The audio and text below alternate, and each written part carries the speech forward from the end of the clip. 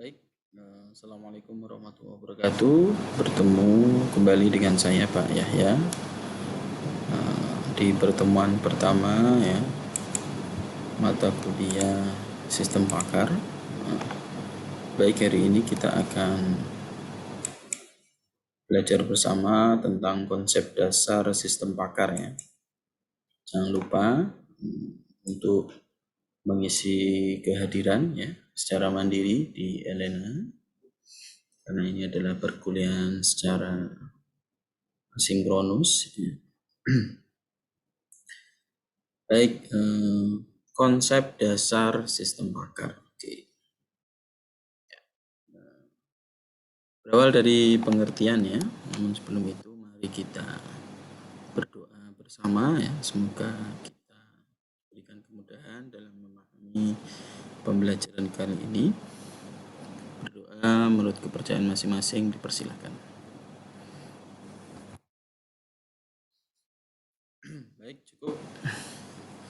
Baik, sistem pakar ya. Sistem pakar sendiri itu adalah suatu sistem komputer yang bisa menyamai ya, atau meniru kemampuan seorang pakar. Pakar yang dimaksud di sini ialah orang yang mempunyai keahlian ya, khusus yang dapat menyelesaikan masalah yang tidak bisa diselesaikan oleh orang awam. Ya, tiap-tiap orang mempunyai keahlian masing-masing ya, yang mungkin satu orang dengan yang lainnya mempunyai keahlian yang berbeda, tergantung dari pengetahuannya masing-masing ya. Ada yang ahli kimia, ada yang ahli fisika, ahli komputer, dokter, dan lain sebagainya. Oke ya. Kadang kita ahli di bidang tertentu, tapi kita awam di bidang tertentu. Ternyata kita awam ya di bidang kedokteran, kita nggak punya ilmunya, sehingga kita butuh seorang pakar ya di bidangnya ketika kita sakit atau mengalami hal lainnya. Kemudian pengertian sistem pakar ya menurut beberapa ahli ya. Di sini kita pakai 3 ahli. Ada yang pertama William Stubblefield dan George F. Lager ya. Tahun 93 mereka menjelaskan bahwa sistem pakar adalah suatu program yang dapat menirukan seorang pakar ya. Jadi sudah dijelaskan di awal ya bahwa sistem pakar itu adalah implementasi dari seorang pakar. Kemudian pengertian kedua disampaikan oleh Ephraim Turban tahun 92. Dia menyampaikan bahwa menjelaskan bahwa sistem pakar adalah sebuah program yang mengkomputerisasikan laporan yang mencoba untuk menirukan proses pemikiran dan pengetahuan dari pakar-pakar dalam menyelesaikan masalah. Ya, jadi pakar itu biasanya dia diminta untuk menyelesaikan masalah.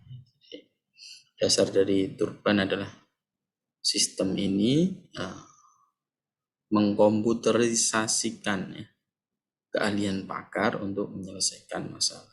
Oke. Kemudian yang ketiga ada Garantano dan Riley tahun 1989. Ia menjelaskan bahwa sistem pakar adalah suatu sistem komputer yang bisa menyamai atau meniru kemampuan seorang pakar. Dari 3 pengertian ahli ini, kalian sudah paham ya apa itu sistem pakar. Oke, sejarah perkembangan sistem pakar ya. Bisa di tabel, saya buatkan tabel ya biar mudah dipahami. Mulai tahun 1956 AI berkembang, perusahaan dari perusahaan General Electric ya, di mana dia menggunakan komputer pertama kali di bidang bisnis ya, pada tahun 1956. Istilah AI mulai dipopulerkan ya saat itu oleh John McCarthy sebagai suatu tema ilmiah di bidang komputer yang diadakan di Dartmouth College ya. Kemudian berkembang lagi di tahun 1963 ya, di sini program untuk pengecekan masalah oleh Samuel ya. Dia mengembangkan program untuk pengecekan masalah. Kemudian berkembang lagi ya. Ini kalian belum lahir ya tahun ini ya. 1973 ya, Newell dan Simon ya, memperkenalkan teori logika secara konseptual yang kemudian berkembang pesat ya, dan menjadi acuan pengembangan sistem berbasis kecerdasan buatan lainnya. Kemudian berkembang lagi di tahun 1976, di mana di sini dikembangkan MyGene ya, yang dibuat oleh SoftLife dengan bahasa pemrograman LISP ya.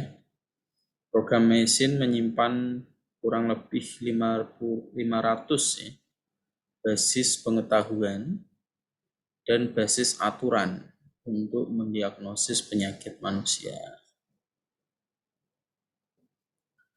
Oke, kemudian berkembang lagi di tahun 1978 ya, Hujan dan Feigenbaum ya, juga mengembangkan bahasa pemrograman Dedral. Bahasa pemrograman ini dibuat untuk Badan Antariksa Amerika Serikat yaitu NASA ya, dan digunakan untuk penelitian kimia di planet Mars.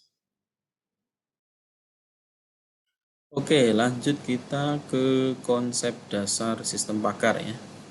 Jadi konsep dasar sistem pakar itu ada 6 ya.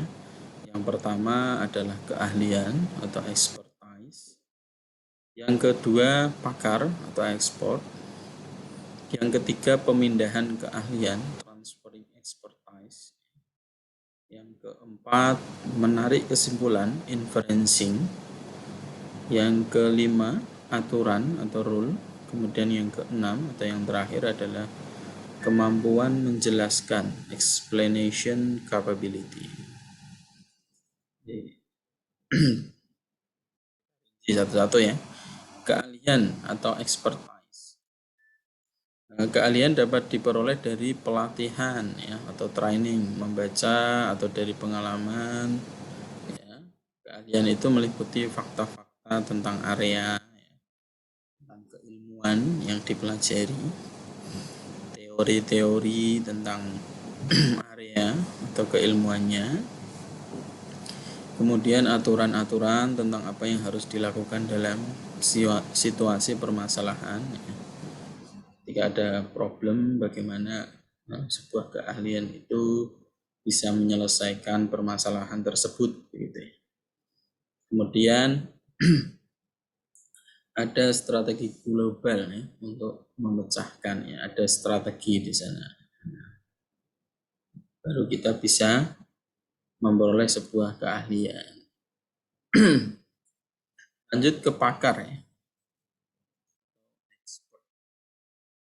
Sulit untuk mendefinisikan ya apakah yang dimaksud dengan pakar itu ya. Masalahnya ada beberapa banyak keahlian yang harus dimiliki oleh seseorang agar dapat dikualifikasikan sebagai pakar. Namun berikut ini kita coba jelaskan ya beberapa kualifikasi yang harus dimiliki oleh seorang pakar. Yang pertama,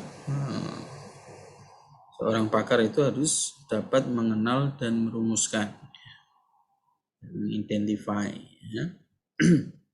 Mengenal kemudian merumuskan. Kemudian yang kedua, dapat memecahkan masalah dengan cepat ya, dan dapat menjelaskan sesuatu ya, dapat menjelaskan sesuatu, sebab akibat terjadinya sesuatu. Kemudian dapat menentukan langkah apa yang harus diambil ketika terjadi sesuatu tersebut. Kemudian yang kelima, seorang pakar itu juga harus belajar dari pengalaman menangani pasien A, ya, pasien B, gitu ya. Kalau kalian mungkin di bidang komputer ya, pengalaman menangani user A, user B, gitu ya, requestnya, itu baru bisa kalian disebut sebagai seorang pakar. Kemudian yang selanjutnya ada pemindahan keahlian atau transfer expertise. Nah, pemindahan keahlian ini ya, tujuan dari sistem pakar sebenarnya adalah memindahkan keahlian ya dari seorang pakar ke komputer dan kemudian ke manusia lain yang bukan pakar. Proses ini ya, meliputi beberapa tahapan atau proses gitu ya. Yang pertama, memperoleh pengetahuan pakar. Ya. Jadi dalam memindahkan keahlian, kita tahapan awalnya memang harus tahu pengetahuan yang dimiliki oleh seorang pakar itu sendiri. Misal kita ingin memindahkan pengetahuan seorang dokter spesialis mata, kita harus tahu kepakaran dari seorang kepakaran dari seorang dokter spesialis mata. Ya, itu yang pertama. Kemudian yang kedua, mempresentasikan pengetahuan ke dalam komputer.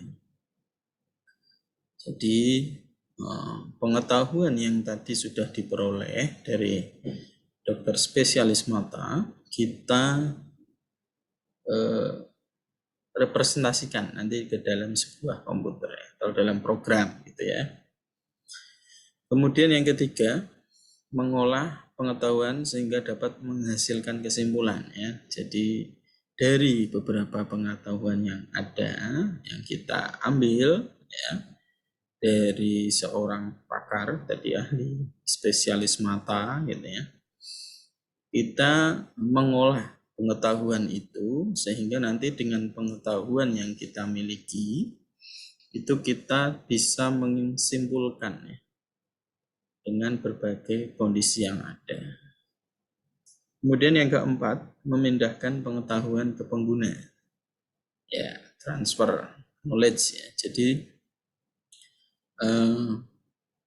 setelah pengguna memakai sistem pakar gitu ya, dia akan mendapatkan sebuah solusi ya, atau simpulan atau saran ya dari seorang pakar sehingga pengetahuan itu bisa diteruskan kepada pengguna atau user atau pasien gitu ya. Nah, kalau di dalam sebuah komputer ya, pengetahuan itu disimpan yang kita kenal dengan sebutan knowledge base. Pengetahuan ini dibedakan menjadi dua, yaitu fakta dan role. Apa itu fakta, apa itu role, nanti silahkan kita pahami bersama di konteks selanjutnya. Kemudian selanjutnya ada menarik kesimpulan atau inferencing. Keistimewaan dari sebuah sistem pakar adalah kemampuan nalarnya ya. Komputer diprogram sehingga dapat membuat kesimpulan, mengambil keputusan. Ini dilaksanakan dalam komponen yang disebut inference engine ya. Bisa kita lihat di gambar di sana ya, ada export, ada user ya. Ketika user query ya, meminta kepada export system ya. Nah, maka yang dihadapkan pertama kepada user adalah user interface ya.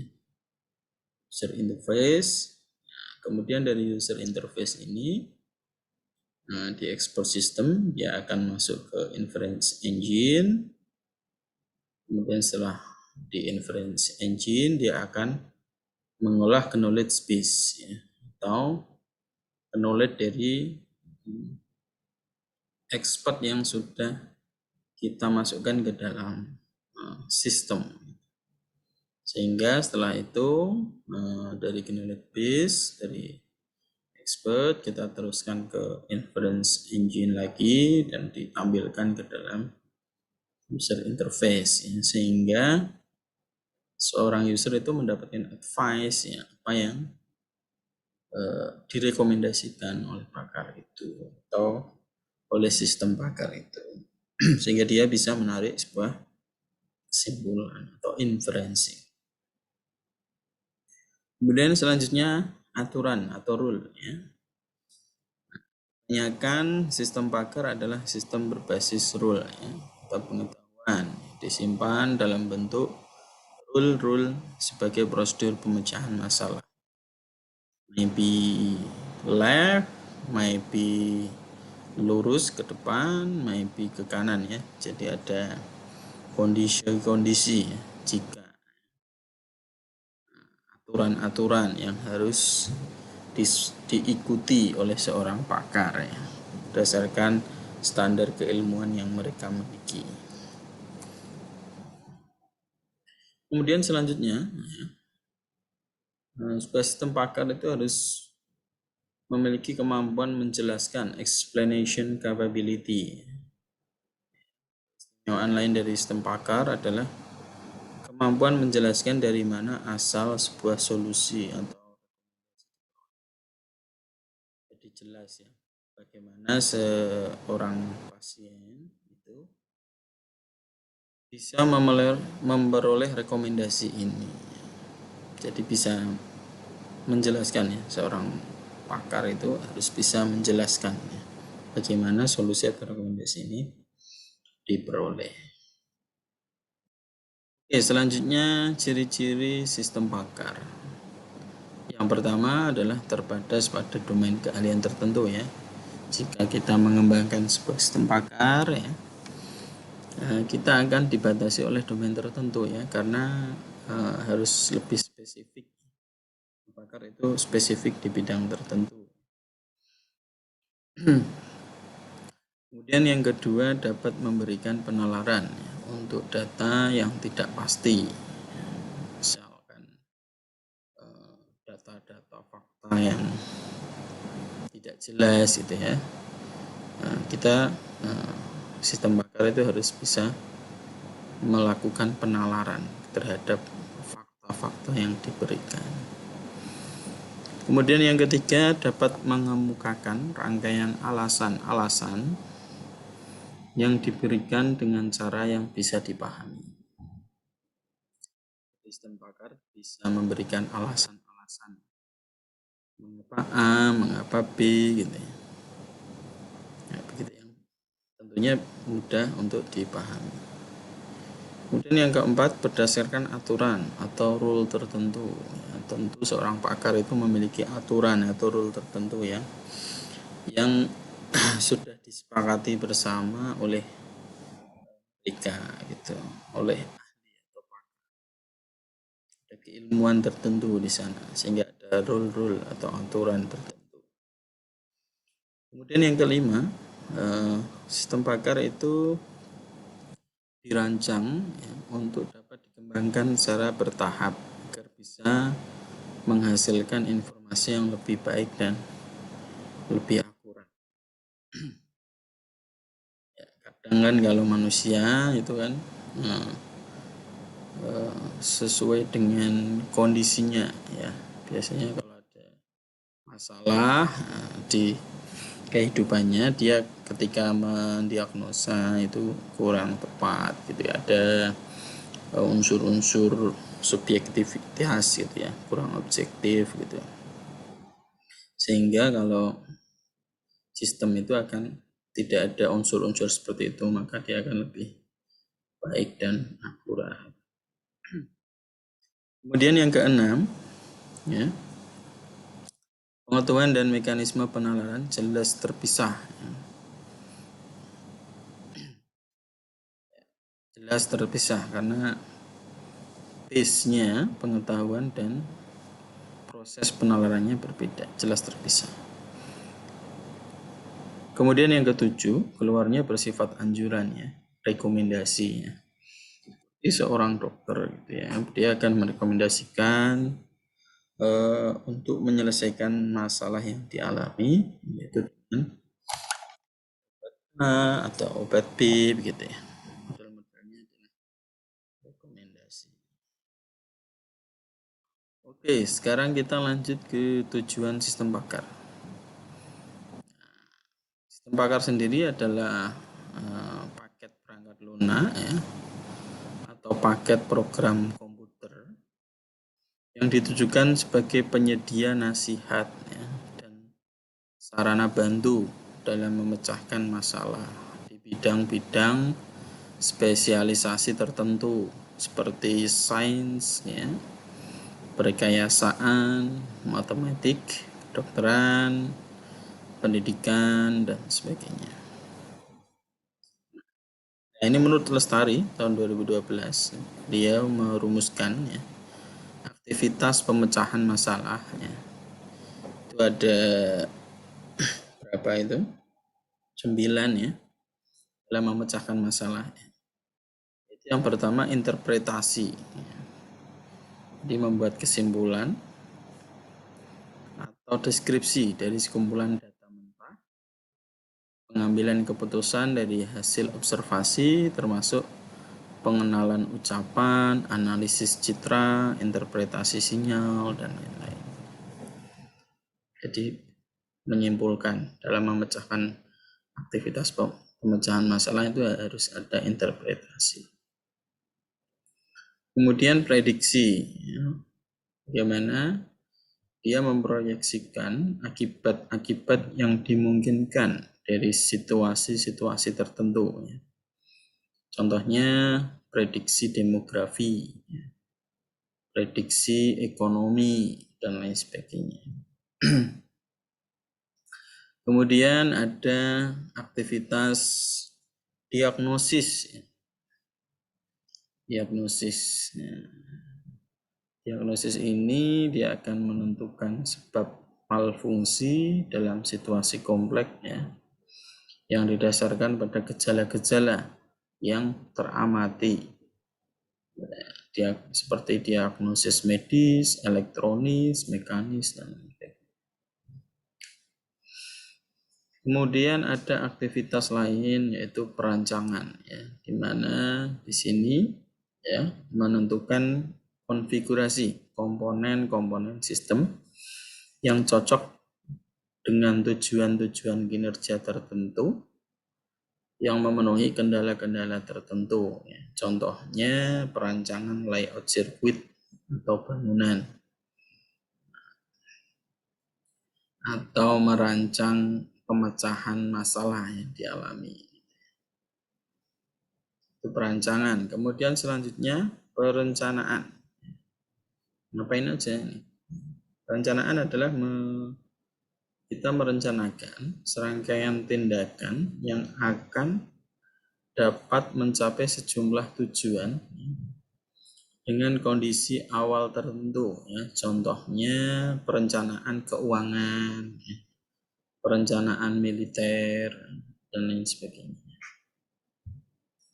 Kemudian ada lagi monitoring ya. Monitoring ini adalah membandingkan hasil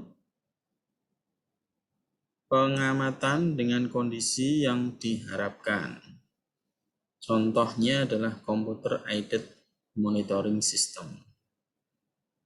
Kemudian debugging ya, menentukan dan menginterpretasikan ya, cara-cara untuk mengatasi malfungsi. Contohnya memberikan resep obat terhadap kegagalan atau menentukan error pada sebuah program.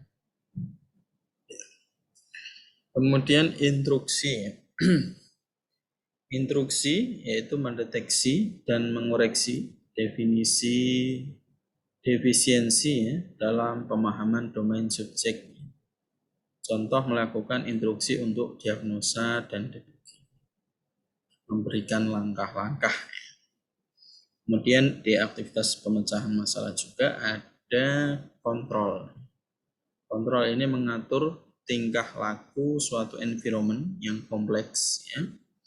Contohnya melakukan kontrol terhadap interpretasi, prediksi, perbaikan dan monitoring kelakuan sebuah sistem.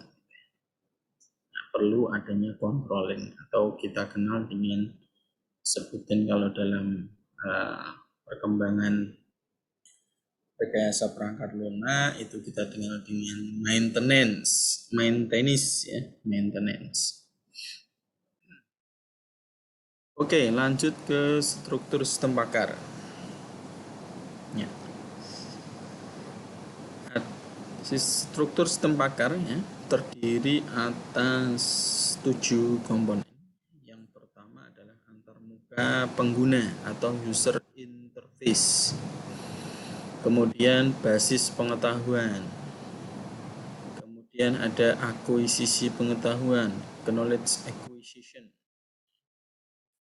Kemudian ada mesin atau motor inference engine. Kemudian ada lagi workplace atau blackboard, ya. Kemudian ada fasilitas penjelasan. Kemudian ada perbaikan pengetahuan. Ya, coba kita analisa satu-satu, ya. Antar pengguna atau user interface. Antarmuka merupakan mekanisme yang digunakan oleh pengguna dan sistem komputer untuk berkomunikasi antarmuka, menerima informasi dari pemakai dan mengubahnya dapat diterima oleh sistem. Selain itu, antarmuka menerima dari sistem dan menyajikannya ke dalam bentuk yang dapat dimengerti oleh pemakai. Jadi ada hubungan timbal balik, ya. User interface ini menghubungkan antara pengguna dengan sistem, gitu ya. Sistem. Oke, selanjutnya basis pengetahuan. Basis pengetahuan ini adalah mengandung pengetahuan atau untuk pemahaman, formulasi dan penyelesaian masalah, ya. Misal di sini ada basis pengetahuan tuberkulosis, ya. Tuberkulosis gejalanya yang dialami adalah batuk terus menerus berdahak selama 3 minggu atau lebih. Yang pertama, yang kedua dahak bercampur darah atau batuk darah. Yang ketiga, demam yang berlangsung lama. Yang keempat, sesak nafas dan nyeri dada dan seterusnya. Bisa dibaca-baca, ya, knowledge base-nya. Oke, selanjutnya ada akuisisi pengetahuan atau knowledge acquisition. Jelas, ya, di sini, ya. Akuisisi pengetahuan ialah akumulasi atau transfer dan transformasi keahlian dalam menyelesaikan masalah dari sumber pengetahuan ke dalam program komputer. Kemudian dalam ini, knowledge engineer berusaha menyerap pengetahuan untuk selanjutnya ditransfer ke dalam basis pengetahuan. Pengetahuan diperoleh dari pakar, dilengkapi dengan buku, basis data laporan penelitian, dan pengalaman pemakai. Ya, tentunya apapun yang bisa didapatkan dari seorang pakar bisa menjadi basis pengetahuan, tidak harus dari orangnya, ya, bisa dari buku atau dari laporan penelitian. Kemudian ada mesin atau motor inference engine. Nah, komponen ini mengandung mekanisme, pola pikir dan penalaran yang digunakan oleh pakar dalam menyelesaikan suatu masalah. Mesin inferensi ialah program komputer yang memberikan metodologi untuk penalaran tentang informasi yang ada dalam basis pengetahuan dan dalam workplace dan untuk memformulasikan kesimpulan. Kemudian ada workplace atau blackboard. Ya. Workplace merupakan area dari sekumpulan memori kerja atau working. Digunakan untuk merekam kejadian yang sedang berlangsung, termasuk keputusan sementara. Selanjutnya ada fasilitas penjelasan. Fasilitas penjelasan ialah komponen tambahan yang akan meningkatkan kemampuan sistem pakar. Digunakan untuk melacak respon dan memberikan penjelasan tentang kelakuan sistem pakar secara beberapa pertanyaan yang diberikan. Lanjut ke perbaikan pengetahuan. Pakar juga memiliki kemampuan ya untuk menganalisis dan meningkatkan kinerjanya serta kemampuan untuk belajar dari kinerjanya. Kemampuan tersebut ialah penting dalam pembelajaran berkomputerisasi sehingga program akan mampu menganalisis penyebab kesuksesan dan kegagalan yang dialaminya dan juga mengevaluasi apakah pengetahuan-pengetahuan yang ada masih cocok untuk digunakan di masa mendatang. Bisa jadi ya, misal corona ya. Corona itu kan terus berkembang ya. Terakhir sampai ke Omicron. Ya. Sebelumnya ada Delta. Nah, ternyata diagnosa yang awal terkait dengan corona untuk mengetahui seorang itu terjangkit dengan terkena corona itu sudah berbeda dengan sekarang ya. Misalnya sekarang di Omicron gitu, gejalanya adalah di tenggorokan. Ya. Tenggorokan seperti akan terjadi sebuah radang atau apa gitu ya. Kalau dulu di awal-awal gejalanya adalah tidak bisa mencium gitu ya, tidak bisa merasa gitu ya. Kemudian batuk gitu ya, atau pilek dan sebagainya, demam gitu ya. Nah, itu yang lebih tahu adalah pakar di bidangnya ya. Oke, kategori sistem pakar ini ada banyak ya, nanti bisa dipelajari, ada interpretasi, proyeksi, diagnosis, desain, perencanaan, pengawasan atau monitoring, pelacakan dan perbaikan, debugging and repair, instruksi, pengendalian, seleksi, dan simulasi. Oke, baik. Apa sih kelebihan sistem pakar itu? Kenapa kita harus membuat sistem pakar? Yang pertama adalah meningkatkan output dan produktivitas. Ya. Sistem pakar dapat bekerja lebih cepat dari pakar dan ahli. Ya. Nah, misalnya ketika kalian ingin memeriksa kondisi kalian ke ahli mata, gitu ya. Kalian harus ngantri dulu, ya, ya. Membuat janji dulu. Berbeda dengan sistem pakar ya, yang bisa dipakai sewaktu-waktu sesuai kebutuhan seorang pengguna. Kemudian yang kedua, meningkatkan kualitas. Ya. Sistem pakar menyediakan nasihat yang konsisten ya, dan dapat mengurangi tingkat kesalahan ya, karena dia sudah diprogram oleh komputer, tidak ada subjektivitas. Semuanya objektif berdasarkan analisa yang ada gitu ya. Kemudian yang ketiga, handal atau reliability. Sistem pakar tidak lelah ya. Dia tidak akan lelah atau bosan, juga konsisten dalam memberikan rekomendasi. Handal ya. Kalau manusia kan kadang ada lelahnya, capeknya gitu ya. Ada jam istirahatnya begitu. Walaupun sebenarnya ya, misal seorang dokter itu dituntut untuk bekerja secara 24 jam. Ketika diminta di kondisi istirahat juga harus siap. Gitu ya. Kemudian yang keempat merupakan arsip yang terpercaya dari sebuah keahlian, sehingga pengguna seolah-olah berkonsultasi langsung dengan pakar, meskipun sang pakar mungkin sudah pensiun ya. Jadi dokter Zainal atau dokter siapa gitu ya. Nah dulu kalian suka periksa gitu ya, misal ke dokter Rudi gitu ya, spesialis kulit gitu kan.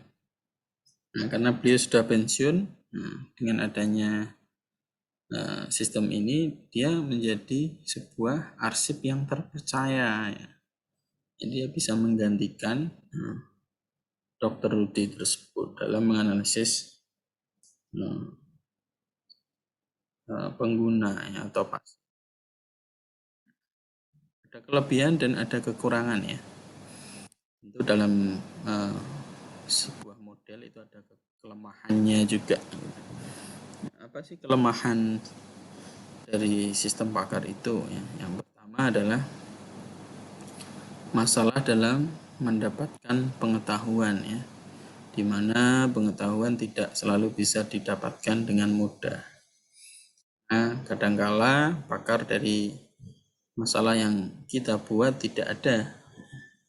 Dan kalaupun ada, kadang-kadang pendekatan yang dimiliki oleh pakar berbeda-beda ya. Misal ada diagnosa dokter kulit A dengan kulit B itu kadang berbeda. Sehingga itu menyulitkan kita ya untuk mengembangkan sistemnya. Tapi ada standarnya sebenarnya yang bisa kita jadikan acuan. Cuma kadang pendekatan seorang pakar itu memang berbeda-beda. Kemudian yang kedua adalah untuk membuat suatu sistem pakar yang benar-benar berkualitas tinggi sangatlah sulit ya, dan memerlukan biaya yang sangat besar untuk pengembangannya. Kalau ini benar-benar yang berkualitas ya, itu membutuhkan biaya yang besar. Kemudian yang ketiga, sistem pakar tidaklah 100% bernilai benar. Oleh karena itu perlu diuji ulang secara teliti sebelum digunakan. Dalam hal ini peran manusia tetap merupakan faktor dominan ya, untuk menilai apakah sistem ini benar-benar layak digunakan atau tidak. Tentu yang menilai adalah pakar yang ada di bidangnya. Oke, saya rasa itu ya materi secara asinkronus dari saya. Selanjutnya silakan tugas. Coba identifikasi seorang pakar atau ahli di sekitar kalian, kemudian berikan penjelasannya. Kira-kira kepakaran orang tersebut bisakah dibuat ke dalam sistem pakar? Sampaikan hasil analisisnya di Elena dalam forum diskusi. Oke, terima kasih. Saya rasa itu dari saya. Kurang lebihnya mohon maaf. Sampai di perkuliahan secara sinkronus di pertemuan yang akan datang. Terima kasih. Sebelum kita akhiri, silahkan kita tutup ya pertemuan kita dengan doa. Semoga apa yang akan kita pelajari bermanfaat. Berdoa menurut kepercayaan masing-masing. Dipersilakan. Baik, terima kasih. Baik, itu tadi ya penjelasan saya ya terkait dengan pengetahuan awal sistem pakar. Jadi bisa kita interpretasikan ya bahwa di dalam konsep dasar sistem pakar ya, ada tadi beberapa pengertian ya disampaikan oleh para ahli. Kemudian ada juga sejarah, jadi sejarah sistem pakar, konsep sistem pakar ya. Kemudian ada macam-macam ya, ada aktivitas pemecahan masalah ya, struktur sistem pakar dan lain sebagainya. Nanti bisa diakses materi dari saya ini di Elena ya. Silahkan nanti bisa diunduh ya di Elena. Terima kasih, saya akhiri. Selamat pagi. Assalamualaikum warahmatullahi wabarakatuh.